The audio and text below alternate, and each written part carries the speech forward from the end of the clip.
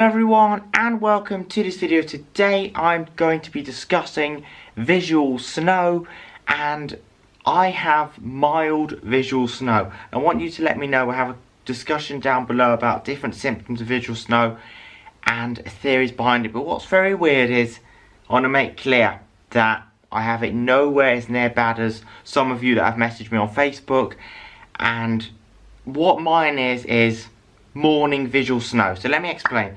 Oh, and before I do explain, I just want to say that I'm sitting in front of my window here, so hopefully the lighting's alright.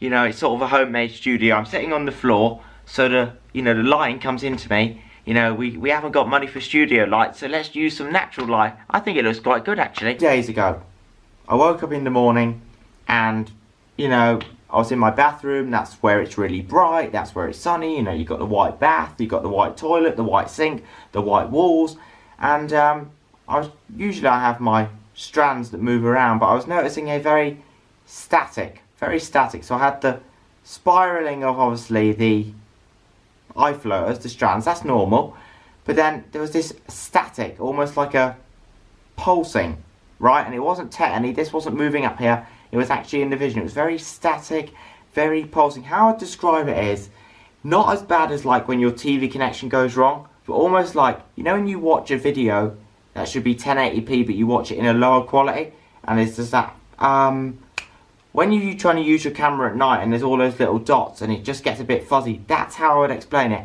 and it's just in the peripheral of this eye and this eye, and that's when I knew, neurological, something to do with the visual cortex or maybe the cerebellum, because it's not one eye, it's two eyes, which means there's not a problem with the retina, because it wouldn't be the two. Well, in some cases it could be, but in this case I was like, okay, I think this is visual snow, because I talked to people who had visual snow.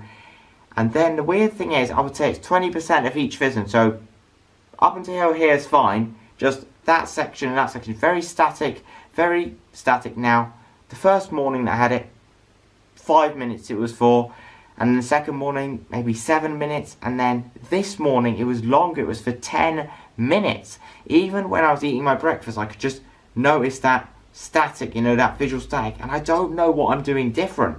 I've been a bit, you know, burnt out, should we say. I don't feel burnt out. I love helping everyone, I love doing that. However, you know, I've been getting 5 hours sleep here, working long days, coming home, you know, doing lots of stuff, on the move, you know, and anxiety's been up a bit, stress has been up a bit, and then I've had times where I've got a bit down and just trying to do too many things at once, basically. So it could be that.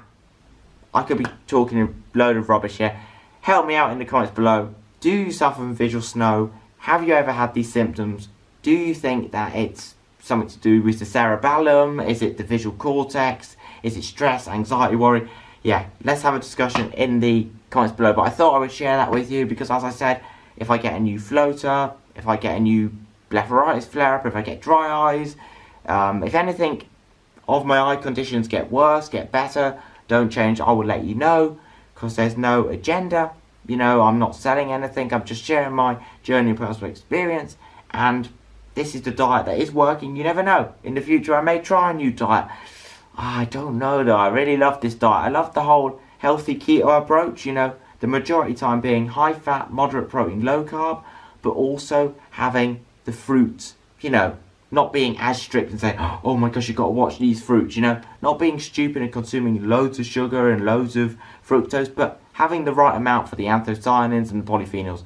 Yeah, thanks for watching this video, and I'll see you next time.